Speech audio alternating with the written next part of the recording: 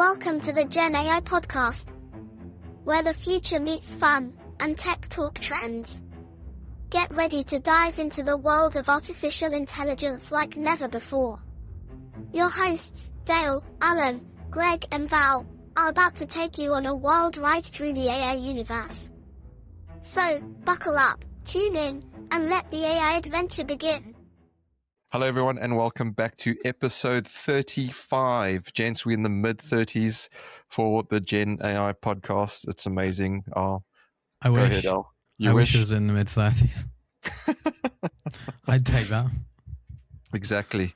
But on our last episode, we did a collab with Project Flux. It was just ahead of NPlan's AI Day, Alan, and you gave us an exclusive there. We did the last AI Day as well when you set off the alarms at Waterloo. I think we also did the last nodes and links roundtable discussion, Greg, you did. Yeah. So everything comes out fresh from the Gen AI podcast, folks. You hear it here first. But it's good to see you both. Where's Val? Anyone seen Val? I saw him about 2 years ago. He was alive then. I can confirm Val was alive 2 years ago. I've actually never met Val in person. I just want to point out. I've said it many times. He is deceptively muscular. Ooh. I think he was wearing one of those fake muscle suits. A muscle underneath. suit underneath. I think Val doesn't exist, and it's actually 3 planners in a trench coat. 3? Yeah. Fair enough. But look, we'll send out the search party. We've actually set this, as you noted, Al, before hitting record, at a time which is very friendly to Australia. The Phantom Yeah, but the of Australian has to be friendly to us. Exactly. The Phantom of Oz, we will continue to seek for him. But look, gents, we spoke just offline there about delving into small language models, because we've spoken a lot about LLMs, large language models, but early indications are, and I know you gents have definitely looked at how this all works, that small language models might actually be better options, specifically given use cases on projects, project controls, and perhaps when it comes to, something specific where you don't actually require that large window of context that a large language model has. But I might be talking absolute nonsense. So, Greg, I saw you posting recently some releases or some of the stuff you're doing where you allow users to kind of provide input on the fly to, inverted commas, fine-tune what's going on. Do you want to kick us off with this topic and let us know what your thoughts are around this? Yeah, sure. So, what we were doing is explainability for users is a very big thing. So it's enabling people to choose what they want to include and what they want to exclude. But in this, Alan may smile at this, is that once there's a tag name for something like a large language model or a machine learning, then there becomes 20 tag names for it. So you've got large language models, small language models, blue, green, and purple language models. I'll lean more to Alan on this. Small language models, from my research, because I actually haven't used them directly, are really about the size of the compute power. So essentially, you're limiting the number of parameters that you train the model on, such that it uses less compute and less energy. But it's essentially a trade-off. You're losing breadth for depth. Now, you may think, why would you use this? Well, vertical specific use cases that don't need the entire breadth of human knowledge to be able to do. So in our case, some elements of scheduling, or at the front. So defense is probably looking into small language models quite a lot, because on some assets you don't have direct connection to big servers to do some processing. I'm not totally aware, I'll be honest with you, like widespread use cases yet of small language models, but I'm pretty interested about their development, because dependent on their capability, it changes the economics of doing things. So if you've only got large language models which are incredibly costly to train, then there's only a handful of providers in the world that can really create the infrastructure to do it. Whereas if you're moving to much more constrained or smaller models, naturally it gives a breadth of players that can be active. Alan, what do you think? Well, there's quite a few misconceptions about language models in general, right? So, like, first of all, like this whole distinction between large language models and small language models is kind of like arbitrary, because what most people would consider a small language model is still probably like 7 billion parameters, which is a couple orders of magnitude bigger than what your average machine learning model would have been like 5 years ago.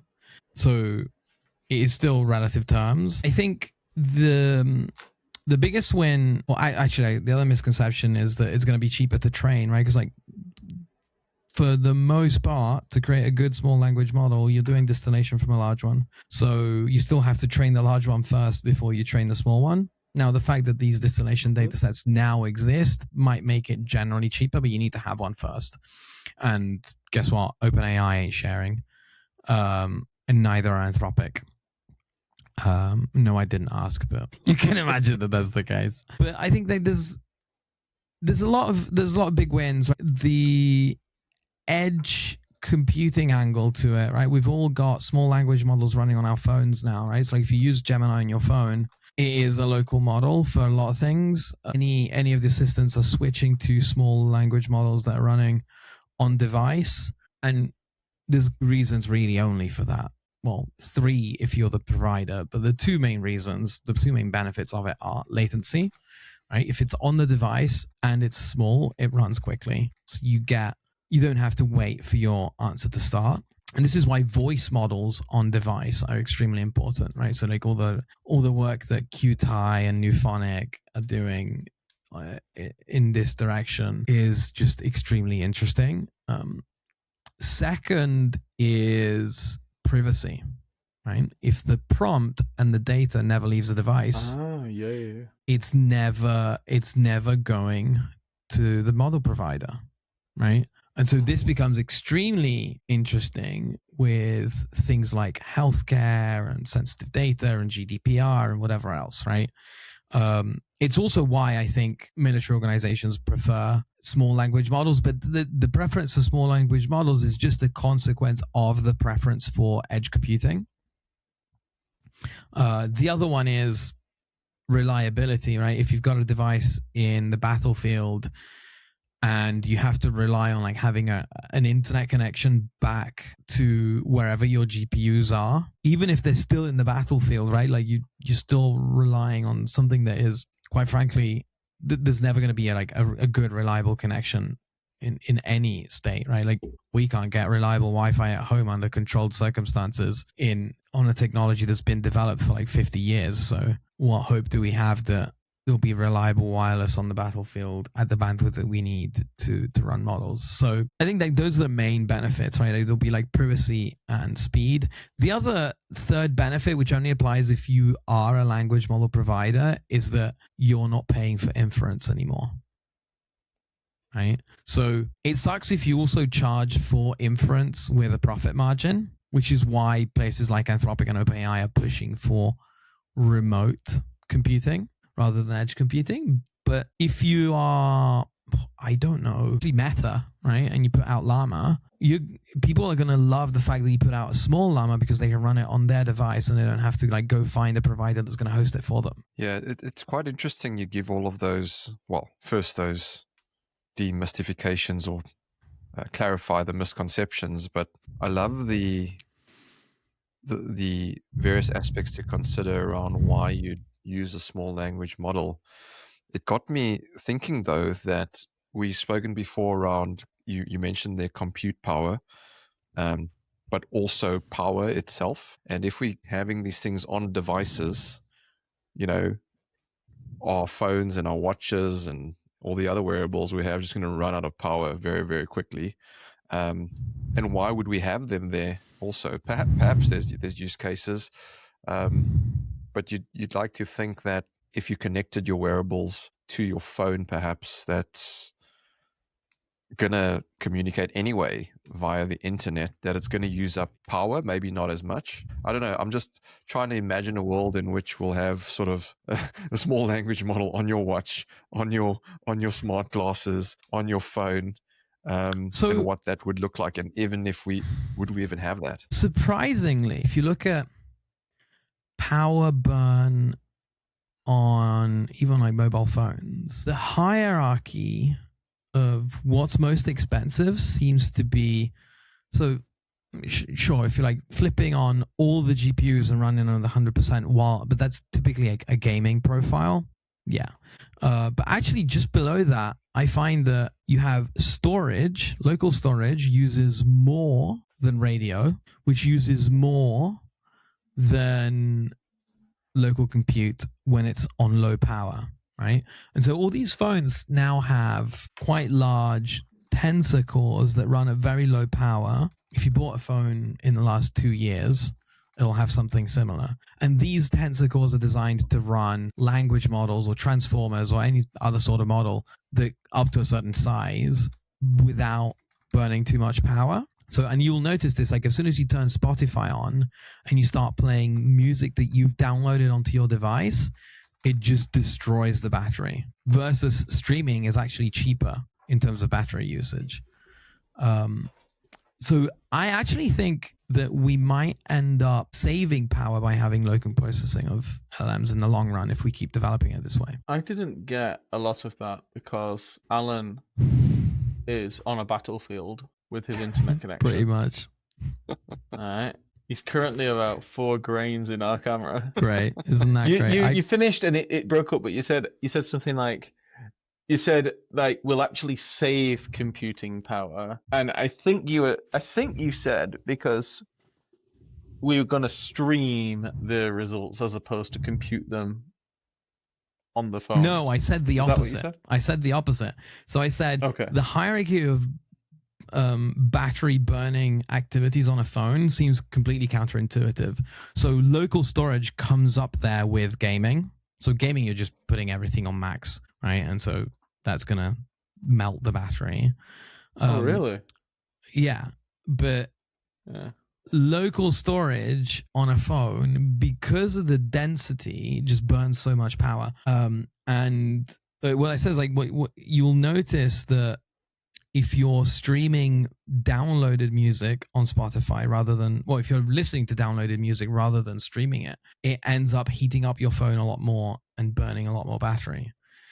And so, I spend, like all of us, a lot of time underground, not because I have a cave, but because I get on the tube. And when I'm listening to music there, it uses significantly more battery, even on airplane mode. And so I think with development, and I don't think we're quite there, but we're almost at parity, I think, of running a model on device on the dedicated tensor cores that are coming out on phones now compared to the cost of radio to stream back and forth and keeping that connection open because you keep going back and forth is probably going to get to parity soon. It's breaking up again, wasn't I? I love the irony of the conversation we're having with Al, where on the feed that we're getting, Greg,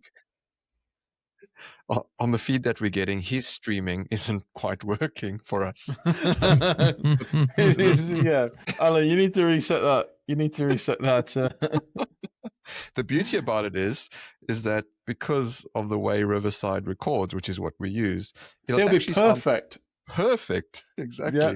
Once we get the final recording, but I think I picked up there, bits and bobs about what Al was saying, and it's quite interesting when you actually delve into it, because if you think of everything we're doing today in the AI world, not everything, but a lot of things we're doing, it's based on language models, whether they're small, large, or medium, or purple or green, to your point.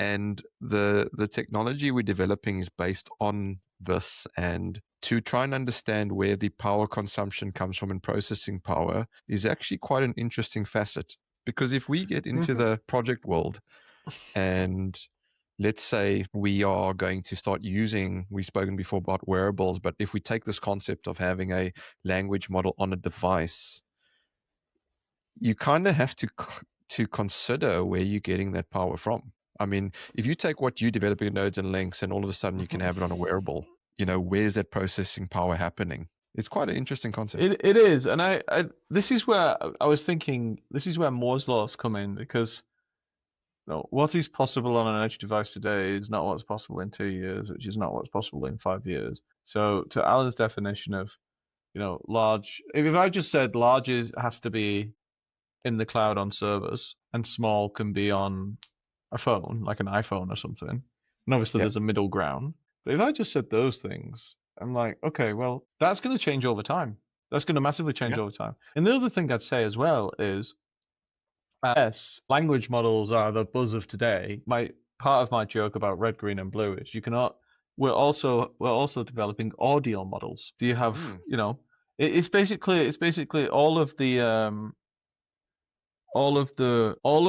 systems of thought and communication can be statistically modeled in some way. So, we've got image generators and we've got movie generators, which are the same. Obviously, you've got the language, you've got the audio. One of the big things I've been reading recently is, so I'm originally a physicist, is all the physicists that are getting together to now think about creating research and algorithm based, so like informing these models of everything that humanity's ever discovered in physics, to then see the patterns on what the next great discoveries may be. Because if you think about it, it's just a statistical pattern. Mm. And by the way, there Well, are patterns within physics, very strong patterns. Well, you being a physicist, that got me thinking about world models, because we've spoken about this a little while ago. We haven't in a while. But the fact that we're getting world models that are getting increasingly better, so basically AI that understands physical space, right, Yep. is arguably a game changer for project delivery. If we can manage to integrate that technology. Is that something you starting to look or dabble in more? Yes, actually. So there's a huge amount of look in this space, and I think I need to be very precise with my words here. Okay. Whether or not something can be done is actually an easy question. Whether or not something should be done today is actually the hard question. And it comes down to the unit economics that Alan was talking about. So for example, we released a multi-agent orchestrated scheduling AI, Yep. which took 500,000 man hours to build. We couldn't have released that 2 years ago, because actually some of the fundamental building blocks weren't economically viable. As in, you would have to be charging millions a year to make it make sense. And now you can charge significantly less than that. And with these spatial AIs, my exposure to them is that they're still very largely in an element of exploration. And actually, to my knowledge, they'll rapidly decrease in cost as and when robotics comes about, because it's a fundamental technology for robotics to be useful. And robotics will have a significantally higher investment and market cap than project controls or project management or something like that. So our industry is a trailing industry that levies on others. It's the same as like autopilot in cars. There's been billions sunk into doing that, but the technology developed doing that will actually feed other industries in smaller niches. My guess would be things like JCBs running around a construction site on their own, where it's like things like that, where it's like it's a much smaller use case, but the technology can be leveraged. Yeah, and they probably will be a different shape to the JCBs that we understand today, because the form factor is it's built for a human to operate it, right? But it's interesting because if you combine the different technology, now if you say, right, we've got these world models, and if we allow them to understand reality in terms of physical space, and you put sort of agent capabilities or have a agent that explores, the physical space, and you can start simulating what the construction would look like, the building or the road or the railway or the port or whatever you're building, the hospital, then all of a sudden you can then give that, as to your point, to robotics, because it's already been pre-built in the simulated world. If you want to still have humans in the loop, you then start thinking about a relatively old concept now, the metaverse, and having humans interact in that space, right? Yeah. Using world models. And so all of a sudden you go, where's this all heading? Because if we're then able to put on, VR goggles and head into the space where we can actually deliver the project without any consequences in virtual reality, but it's got all the real world conditions, you can literally fail, right? But you can fail with humans in the loop, or you can do it far faster and fail without humans in the loop and let computers do that. You then bring in quantum computing to allow you to, do it in an instant, and you think, geez, where is this actually going? I mean, I know that was probably, to your point, a bit of a brain fart again from me. It can be very confusing. Yeah, so I had this conversation with Micah over the weekend. For people listening, that is another one of our friends, a real expert in building data centers. But I had this conversation where it's like, if we look at construction, basically what humanity has managed to stumble across is processing power that allows statistical models to forecast what should be next in general. And lo and behold, humans are what should be next to machines. So it appears like intelligence to us. But if computer-based AI is the automation revolution of the office, which is what it is, because the office doesn't exist, everything's digital. Then robotics is the automation of the outside world. We already have robotics in the form of cars and planes and trains, so mass movement. But we're talking here fine motor skills, which is really what we're talking about. In that kind of world, I would probably put my bet that the principles of emergence are going to conquer all. And whilst we could go into the metaverse with VR goggles, and some potentially would, I actually think it's more likely that we're just going to have AI design everything, and then we'll just review it like we normally do, and then robots can go and build it. And the point I said to Michael was that, because he asked, when will we see the first fully autonomous construction company? And I said, it will be quite late, because a construction company is an inefficient gathering of many trades. Right? As in, you bring them in to do a short amount of work and then you let them go and they never exist again. But the trade company, the electrician, the plumber, that company persists. So I actually think that it's more likely that you're going to get automation of trades. So you'll have automation of excavators, automation of concrete pouring, in much more efficient ways than we've seen in the past. And then eventually, once all of that kind of comes together, you'll eventually have automation of some kind of construction. And it'll start with simpler construction or more trade-specific construction. And then it'll go into much more complex construction.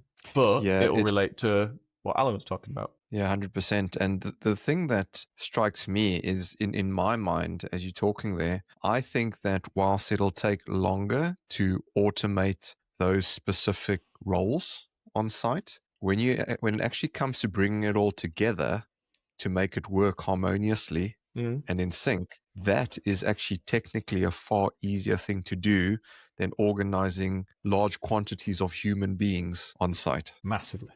Massively.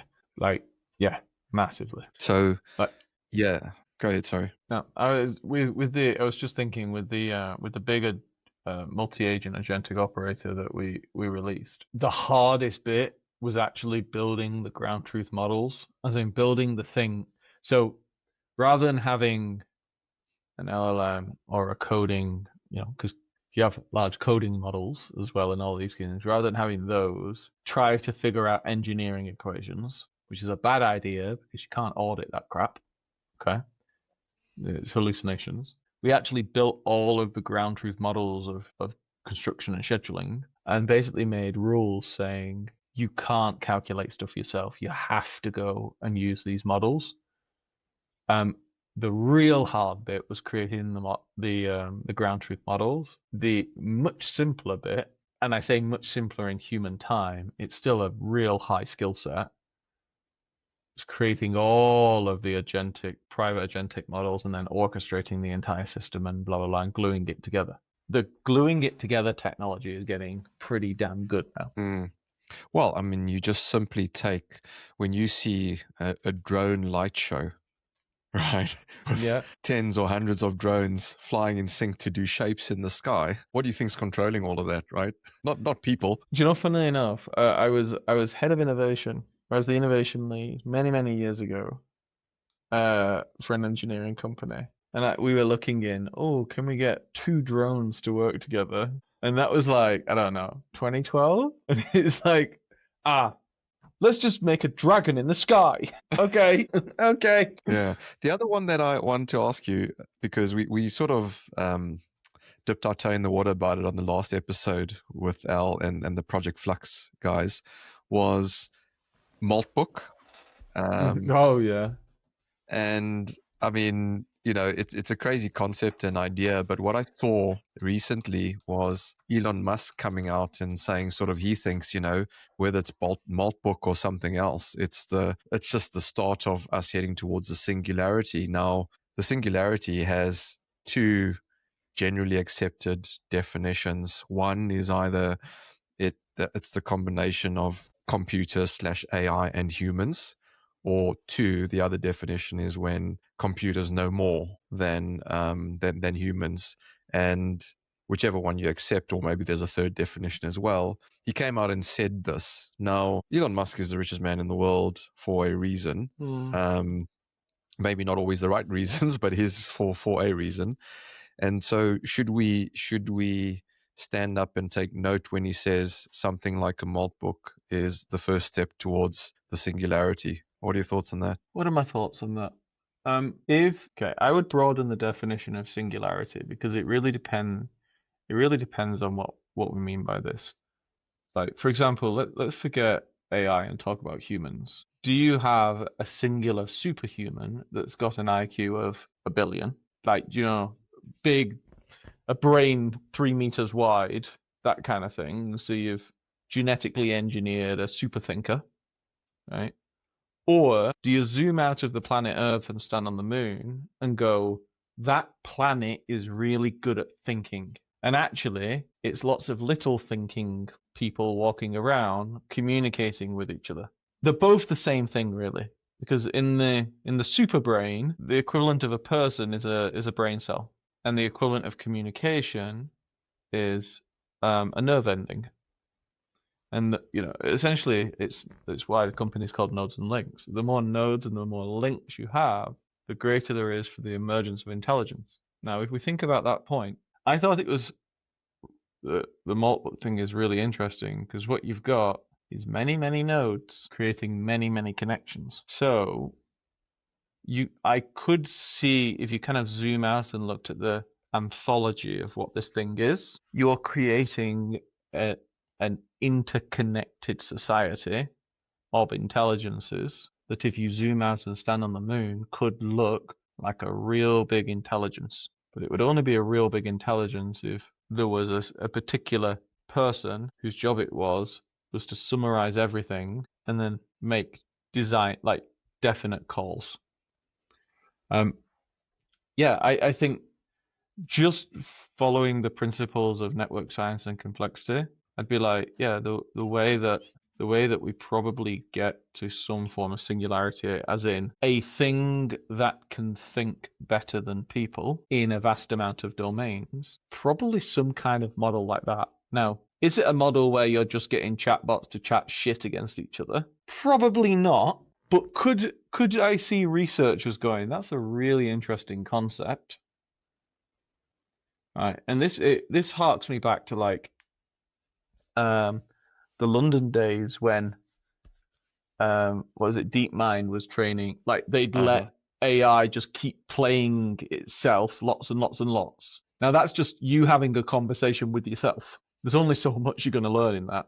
Could I see a situation whereby a bunch of scientists went and got whole bits of the most advanced AI all over the planet, fine-tuned on specific domains, geared them to be professionals, so they're not just chatting shit on a social media, but are actually, and then, for example, gave them saying, your job is to save the world. figure it out as a community. By the way, here's the king who will navigate this entire, and you essentially had a chairman of the board, and then could I imagine that kind of model is a way to creating something incredibly advanced? Yeah, it would make sense. Wow, imagine that. Imagine, yeah, go and cure cancer. Go and Yeah. cure world hunger, right? Like just those big human challenges that we haven't solved yet, right? How powerful would that be? That thought that you just put out there blew my mind. I was like, that is incredibly powerful. The We always most look at powerful thing, sorry to interrupt, would be giving that committee the capability to create more members. So if you were like, go and cure cancer, and they were like, right, we've looked over every piece of research, it's probably something to do with these domains, but we are not experts in those domains. So we're going to breed a new member of our committee that is an expert in that domain. And they go and gather all the information just as humans do, create the model, and then like birth a member of the committee, and then say, right, now we have the people. So I could foresee a situation where they would, as humans do, assess what's the challenge that we're here, what is the team that we need to form to tackle this challenge. They build themselves, and then they'd go out and do it. And I would think that that would be the most fascinating thing, because once they truly have the ability to birth more of themselves, that's when you get, if they've got unlimited power and unlimited processing, that's when you get a runaway effect. Yeah. That's just incredible. Like I say, potentially what we can do with this tech. He's back. Mr. Musk is in the house. Woo! This is the experience of living in a rural area and paying an ISP extra money to pull fiber to your house. And yeah, anyway, sorry. That doesn't work. This is not yeah, correct, right? Because GigaClear don't care about their customers anyway, so every time I tell them, actually it's not working and this is where it's broken, I know how to run networks, they're like, no, it's your Wi-Fi. I'm like, but I'm on a cable. So here we are. I feel like we're going to get some troll messages from Al that we can sort of just sit back and eat popcorn and watch, which is awesome. And all because we try to record an episode for you, Gen AI listeners. But look, yeah, I think it's, fantastic, Greg. We're just, we're just chatting there, Al, around sort of how Elon Musk has mentioned about Maltbook potentially the first step towards the singularity, whatever the definition is you want for that. But Greg, as he usually does, puts the positive spin on how actually, if you think about where we could have a use case for AI agents to come together to solve big, large problems that humanity struggled with, and the ability to potentially create another member, as you're calling it there, Greg, another AI agent that we may not have thought of to help solve that issue, whether it be cancer, world hunger, or another. I'll say for Alan, I was hypothesizing, because it's the whole Maltbook thing. It's essentially an interconnected network where they can talk off each other, or they can interact with each other. And it's saying, how would you get to a singularity? You'd actually probably have a group of things. It wouldn't be a single thing. It'd be a group of things that are talking to each other. And the key would be when that group of things could create more of itself. So, for example, if you said the challenge is curing cancer, and they said, well, cancer's a health issue, we don't have a health expert, let's create a member of our group that is a health expert, and they could go away, gather all of the information that they require, and then create another member of the group that then they could interact and talk with. It's an exponential effect. But you would need to have a chairman, like a coordinator of that group. So I don't know what you were saying about Elon Musk. I'm going to just park my thoughts about Elon Musk in general because I'm done with him. But I really like what Amodei wrote. I don't know if either of you have seen it. Like, Amodei writes... I knew you would say something like that. Love it. Amodei wrote... he writes like incredibly long blog pieces every week, and they're just brain dumps of his. But he wrote one recently where he was pitching the question of like, what would you do if you had, or what would the world look like if you had a whole country of super intelligent beings that were better at every single thing that every Nobel Prize winner has ever done, but all in one model. And I like that way of thinking as like, what is the singularity? Because like this is where like like we love to put a sci-fi spin on it. I mean, I don't, but people love to put a sci-fi spin on it. And like the less the more you put sci-fi spins on things, which is why Hollywood is so great when the writers don't actually know the thing that they're writing about. And so, for example, Star Wars is so much better than other things that have heavy grounding. And about Hollywood aside, I think from that definition, the singularity has happened. And like, yeah, you heard it here first, right? What is a singularity? We've had tons of singularities in the past, and a singularity is a point of discontinuity from what happened before, and that's already happened. Like, just wake up and smell the coffee. Like if we really think that any of us will be doing the same jobs in the same way in 5 years' time, then we're well, I'm going to say it nicely, we're wrong, right? And that is, my definition of a singularity is like, sure, we're going to have to like find out what are we doing and how are we doing it, but most importantly, like, why are we doing it? And we'll have, a country-sized group of intelligences where each intelligence is better on the frontier of humanity's intelligence at everything that humanity does. So how do you think about, how that changes society and the world and everything else, right? And so like, we speculated about this before, so I'm not going to go too deep into it. But I do think that is more my definition of a singularity than the robot uprising and any of that nonsense. Yeah, fair definitions. And your internet connection is slightly better than before, so we got more of that. Only slightly. I rebooted everything. But to add to it, I think no, it's all good. We got most of that, and it'll be perfect once Riverside, saves it all. But I think it's important to discuss these things because if you think about, we've said it before around the value, where the value is, and it's around knowledge workers now, but that's changing. And I do think this year we'll see a lot of that change. I look from an external, impartial perspective, and I look at what NPlan and Nodes and Links is doing, and I'm going, I think this year is where the tech that you guys are building will start seeing displacing people, right? In positive ways. And I don't mean people as in actual humans, where there's a demand for a certain type of job to be done, but we can't find that job.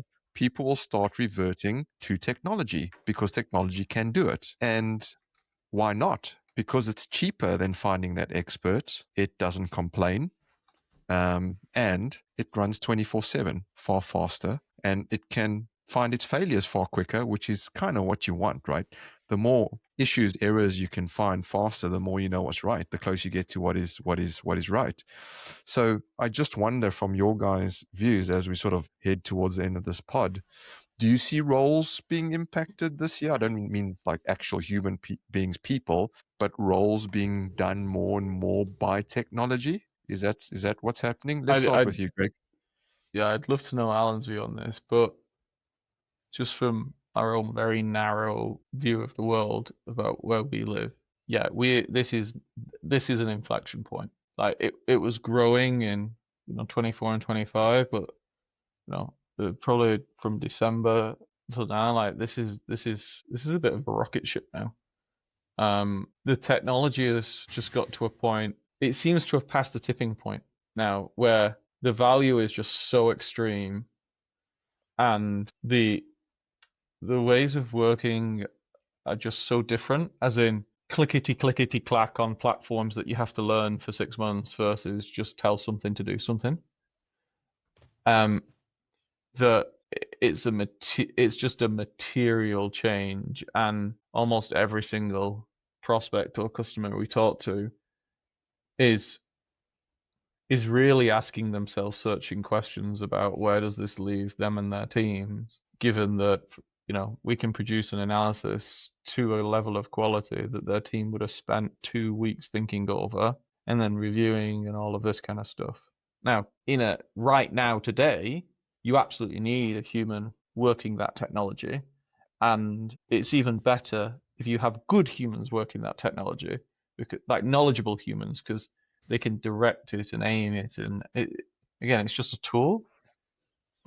But given how fast it's moved in the last year, you know, I'm not taking any bets about how fast it'll be. I do think that we're going to start seeing jobs disappearing this year, genuinely. Maybe not in our specific field, but I can imagine across a whole bunch of areas, and there'll probably be junior jobs. Because it was like, I don't need a junior to do this anymore. 100%. It's eerily scary. I mean, great opportunity for you guys. And before you jump in there, Al, I think, if my business model was based on lots of people doing stuff, that's scheduling or risk or analyzing data, I'd be worried, right? If that was my business model. Really, really worried. Yeah, Al, your take. What are the sort of the areas you think will be impacted? Let me correct you though. Like I don't think you should be worried. So what's inevitably going to happen? Personally, I'm not worried. I'm not worried. Fine, but like, if my business model was no, but like sure. With the if, I still think you shouldn't be worried. So 100% for sure, jobs are going to go, but jobs in the sense of jobs to be done. Right? Yeah. So jobs to be done is, in product management, we talk about like a description of a thing that I need this to do this, that then it leads to this outcome, right? Those are going to get taken, right? And roles are going to get taken. Now, the thing that I really want to stress is that this is not going to lead to unemployment. Yeah, now, agreed. I do want to give you the depressing view. And the depressing view comes from a study where they took, I don't remember the details of the study, but this is a real study. They took a glass of orange juice, poured it into another glass in front of someone, and asked them, is there more or less orange juice in this new glass, right? And the new glass made it look like it was more. And they were like, yeah, there's more orange juice. 30% of people said there's more orange juice. So 30% of people do not have what you would probably call volume permanence. So, like, put that into context, right? Like, it's a huge number. If I were to guess, I would have said 1%, right? Brain injury, you lose volume permanence. No, 30% of people answered there is more orange juice, even though they saw the action of taking that glass and pouring it into the other, right? And so a physicist might say there's marginally less, but most people would say it's the same amount. So within that context, within that frame of mind, we're like, well, what are those people going to do, right?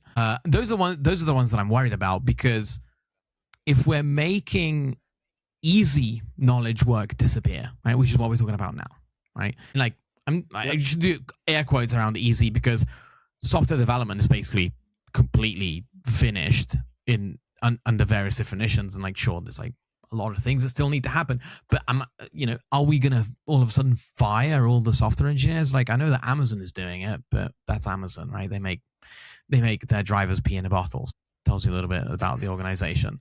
And I'm like, I don't want to pick that fight, Alan. I don't want to pick that fight. I mean, it's in the news, right? I'm just, could they have found better things for those engineers to do, right? If all of a sudden I have an engineer with 20 Claude code sessions running at any given time, they're going to do the work of 100 people.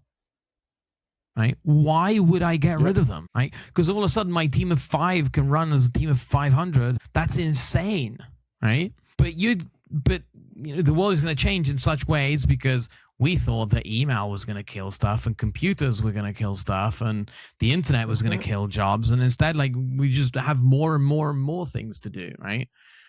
And sure, but your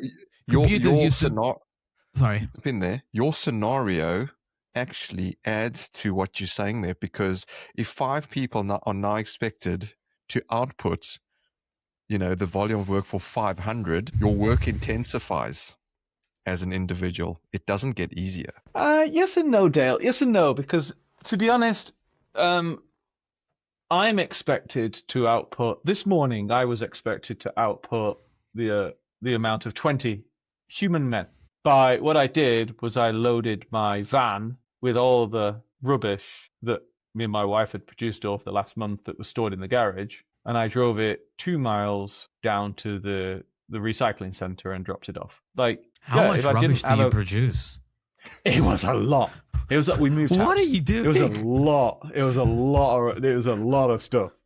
But what I'm trying to say is, like, nappies, dirty nappies. what I'm trying to say is, like, the internal combustion engine and cars are essentially okay, well, if I wanted to move a ton of stuff somewhere, I would have to do either, 20, 40 trips, something like that, or have 20, 40 people making one trip. And now I can do it because I've got a machine. It's just the world adapts. Like, we've done this. Humans have done this for thousands of years, and it just really, really accelerated in the last 150 years. It's just that this is a new context, and humans have a big trouble doing context matching. So Or volume permanence. Or volume permanence. I'm gobsmacked by that, and I wonder if I'm one of the 30% now. I'll be going upstairs, pouring things in glasses, going, "Is it me?" No, but like the whole point is that you saw the act of pouring it, right? That's the point, right? So you can deduct that it's the same. Oh, well, Sorry. I love the fact that your internet works perfectly fine. We were talking about pouring orange juice from one glass to the other. But we can have a good laugh on all things on this podcast. We're unscripted.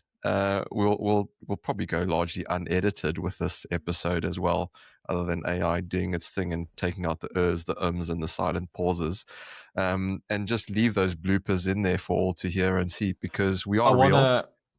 I want to say one thing. Sorry, Dale, whilst you go in. We have had on our group chat, the Gen AI podcast group chat, we have had a message from Val during this. Yes. No way. We have. Let me check. Mhm. What's he doing? He sent a picture of a dog with its eyes closed. What does that mean? I don't know. And I don't know if it's a real picture or a fake one either. Yeah, put it onto the camera. Yep, there we go. Okay. Amazing. Well, there you go. So we have signs of life from Val. Yeah. That Well, is if if there is anyone out there that got anything from this episode, please do let us know, because we'd love to hear from you. Well, we'd love to test you with some orange juice, because I don't think anyone's going to get anything out of this one. We'll put it out there into the ether. You never know. I've had lots of fun, gents. It's always great talking to you. Yeah. I was screaming at a non-existent internet provider, so I had less fun than you. But we can't wait for the memes, Al, and the trolling to happen. Do let us know which platform you choose to use. I'm guessing Twitter. It's gonna be on Insta, isn't it? Insta, okay. And no, the audience is not invited to follow me on Insta. No, you've paid for bots to follow you on Insta, so it's all good. Yeah. And it's only for the bots. Exactly. 50,000 Molt agents follow me on Insta, and that's it. And it's all just for them. Exactly. But look, thank you so much, gents. It's been good to catch up. Any final thoughts, Al? Don't install Claude Bot on a Mac Mini.